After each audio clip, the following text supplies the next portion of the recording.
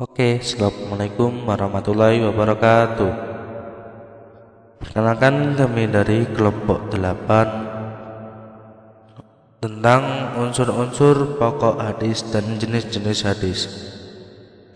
Perkenalkan dari kami yaitu Maulana Ishak, saya sendiri, dan teman saya Muhammad Rozikin. Selamat membaca, selamat menikmati. Oke, untuk yang pertama yaitu unsur-unsur pokok hadis. Ada beberapa unsur-unsur pokok hadis yang kita sampaikan di sini, yaitu slide selanjutnya. Oke, unsur-unsur yang pertama yaitu adalah sanad. Menurut bahasa, sanad itu berasal dari al-mu'tamad, yang artinya sandaran atau sesuatu yang dijadikan sandaran, pegangan, dan pedoman. Dikatakan demikian karena hadis bersandar kepada Nabi Muhammad SAW. Adapun menurut istilah, yaitu sanad adalah jalan yang dapat menghubungkan matan hadis kepada Nabi Muhammad SAW. Oke, kemudian matan. Matan ada dua pengertian, yaitu menurut lughat atau menurut bahasa. Matan adalah tengah jalan atau punggung bumi atau bumi yang keras dan tinggi. Adapun menurut istilah, matan adalah perkataan yang disebut pada akhir sanad, yaitu sabda Nabi SAW yang disebut sesudah hadis disebutkan sanadnya.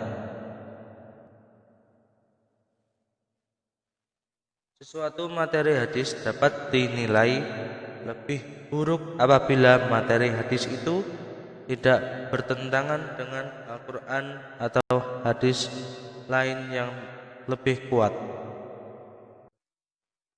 Oke, unsur hadis yang berikutnya yaitu rawi. Kata al-rawi berarti orang yang meriwayatkan atau memberitahukan hadis. Sebenarnya antara sanad dan rawi merupakan dua istilah yang tidak dapat dipisahkan. Sanad-sanad hadis dapat pada setiap generasi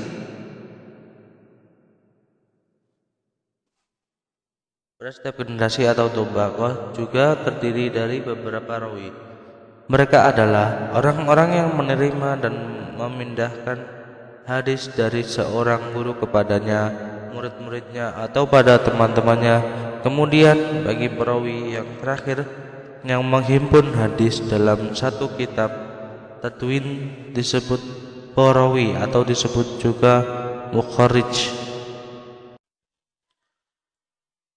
Adapun contoh hadis yang dinamai sanad yaitu seperti lafal berikut: haddatsana Sa'id bin Ufir qala haddatsani Laitsu qala haddatsani Muqilun an Abni Syihabin an Hamzah bin Abdullah bin Umar anna bin Umar qala sami'tu Rasulullah sallallahu alaihi wasallam qala. Yaitu ini yang disebut dengan sanad. Oke, kemudian yaitu berikut contoh hadis yang dinamai dengan matan.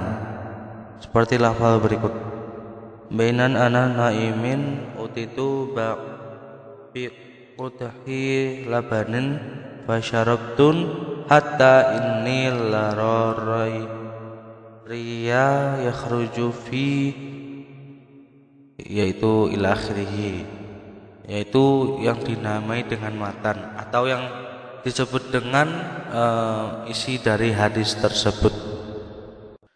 Adapun contoh hadis yang dinamai dengan rawi atau unsur hadis yang dinamai dengan rawi seperti lafal berikut.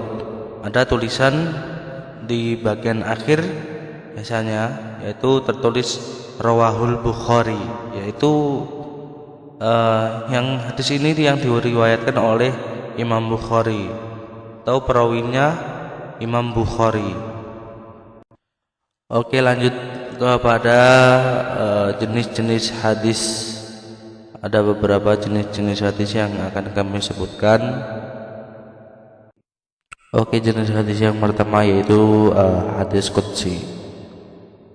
Ma akhbarallahu nabiyyuhu bi Allahumma au bil manama fa akhbar Nabi sallallahu alaihi wasallam dalikal makna bi arabiyyah nafsah, yaitu artinya sesuatu yang dikabarkan Allah Ta'ala kepada nabinya dengan melakukan ilham atau impian yang kemudian Nabi menyampaikan makna dari ilham atau impian itu dengan ungkapan kata beliau sendiri. Kata qudsi sekalipun diartikan suci hanya merupakan sifat bagi hadis. Jadi hadis qudsi adalah segala ucapan yang Nabi sandarkan kepada Allah dan menceritakannya darinya, dan dalam kata lain adalah sesuatu yang dikehendaki Allah untuk disampaikan kepada Nabi Muhammad SAW melalui ilham atau mimpi. Kemudian Nabi SAW menyampaikan kepada umatnya. Oke, yang selanjutnya yaitu hadis nabawi. Menurut istilah, hadis nabawi ialah apa saja yang disandarkan kepada Nabi Muhammad SAW, baik berupa perkataan, perbuatan, persetujuan maupun karakter beliau. Hadis nabawi dapat dilihat dari proses terjadinya, yaitu taufiqi, yaitu hadis yang kandungan maknanya diterima oleh Rasulullah SAW dari wahyu. Kemudian beliau menjelaskan kepada manusia dengan redaksi atau susunan kata beliau sendiri. Terus yang kemudian yaitu taufiqi. Tadi kan yang pertama tauqifi, yang kedua yaitu taufiqi, yaitu dengan disimpulkan oleh Rasulullah SAW menurut pemahamannya terhadap Al-Quran, karena beliau mempunyai tugas menjelaskan Al-Quran atau menyimpulkannya dengan pertimbangan dan perenungan ijtihad beliau. Adapun contoh dari hadis qudsi dan hadis nabawi. Yang pertama hadis qudsi, Qallahu azza wa jalla ana inda dhanni abdini wa ana mahu haitsu yadhkaruni. Rawahul Bukhari an Abi Hurairah. Allah berfirman, aku menurut prasangka hamba-hambaku dan aku bersertanya di mana saja dia menyebut atau mengingat aku. Hadis riwayat Bukhari dari Abu Hurairah.